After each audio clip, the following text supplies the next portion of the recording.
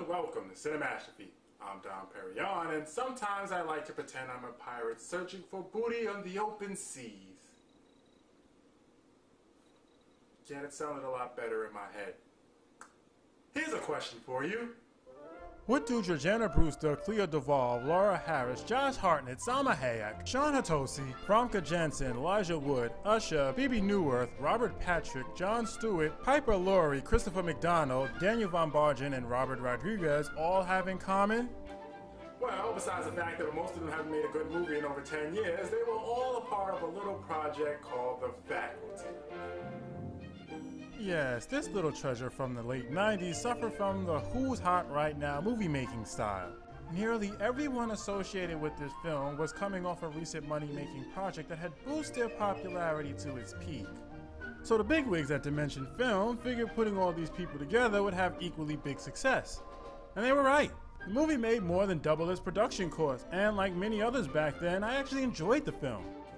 However, being 15 years later, the question is, does it stand the test of time? Well, that's what we're here to find out, so let's not waste any more time and jump into this thing. After the intro.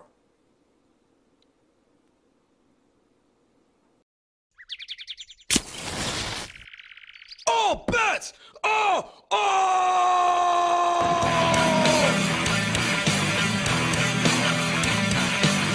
All bets are What the fuck did you think? What the hell I was going to do?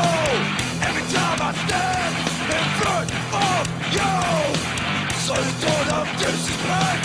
How far can you take that bullshit? Now it's time to get this shit on.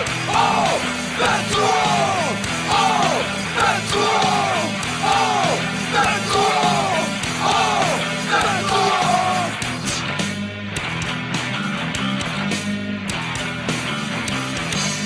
All bets are off! Got no choice. All the girls and boys, making all that noise, 'cause they found you. So the movie starts out with Robert Patrick doing what he does best. Okay, the movie starts out with Robert Patrick doing the other thing he does best. You gonna rejoin the living tomorrow, Stan? You got to feel the pressure closing in on you, then you get ready to rock. Now get focused, or get the fuck off my team. Screw you, coach. I'm taking my ball and going home. After throwing a temper tantrum, coaches are known for that, I guess. Have the honors shooting the technicals. Looky here, looky here. Bobby Knight just threw his chair. He's approached by someone off camera, and the image fades to black for a teacher's lounge meeting where we see the school faculty made up of Piper Laurie, Don Von Burgess, some old lady, and Bebe Neuwirth as the principal. And given that Cheers went off the air 15 years earlier, this gives her a chance to reinvent herself. Have you seen the football stadium on a Friday night, Mr. Tate? The entire town is there. This is a football town, let me... Or continue to be typecast as the Lilith character. I mean, my God, they didn't even bother changing her look. Versatility is overrated anyway. Just stick with what you know and what provides you with a steady paycheck. After the meeting, she's attacked by the coach, causing Bebe Neuwirth to emote the most emotion in her entire acting career.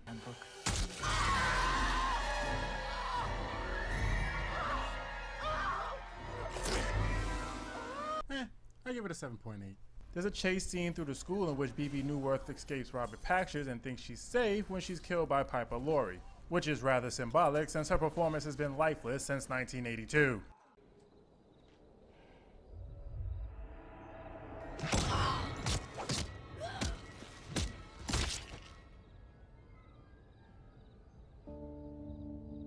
I always wanted to do that. Yes, I know you've been trying to get vengeance on the people who poured pig's blood on your daughters for years now, but I'm pretty sure Lilith wasn't one of them, since she would have been... Wait. Carry the one... I stand corrected. She could have been a part of that. This leads to the title card and our 90s high school character cliches. We have the nerd, only it's the 90s, so they're not considered to be cool. That comes 3 years later. We have the loner, only it's the 90s, so they're emo and goth now. The cheerleader, only it's the 90s, so she's smart, superficial, and a bitch, rather than just being dumb and superficial. The jock, only it's the 90s, so he isn't a complete jarhead. The girl next door, only it's the 90s, so... no, nothing's changed there. And the rebel, only it's the 90s, so he's a genius and a drug dealer as well, because those three things went hand in hand during that era. We also meet more of the faculty with over-the-top personality, so the movie can get us some obvious dynamic personality changes to establish that there's something wrong with them later on in the film. And I'm pretty sure that producers realized in hindsight that hiring Jon Stewart was a bad idea because he doesn't know how to be anything but Jon Stewart. Anyway, Stan tells Bruce that his plans on quitting the football team and being a superficial head cheerleader. This doesn't go over too well with her. What brought this on? Well, I've been weighing the importance of being a jock with my impending future, and I decided... You just decided. Stan, what about college? The football scholarship is your only shot. I quit now, I can work harder at studying. And maybe raise my grades a little. I'd rather go to college based on my team. You're not good at studying. And you're not good at interacting with your co-stars. But if you can get better at it over time, I'm pretty sure he can increase his grades.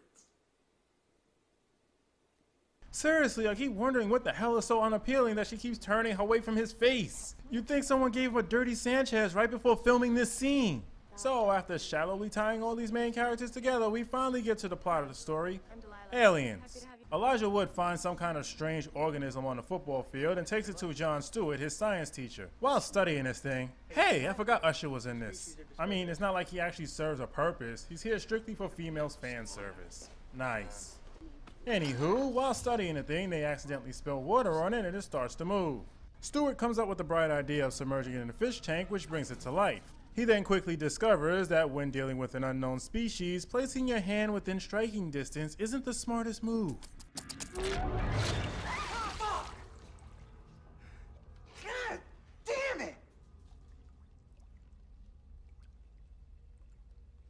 I'm okay. Later that day, Stan is taking a shower in the boys' locker room when the old woman comes in doing her Grandma's Gone Wild reenactment. Woohoo! Come to Grandma!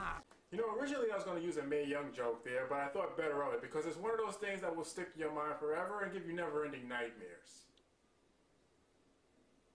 Then again, I'm a dick, so here you go. God may have done some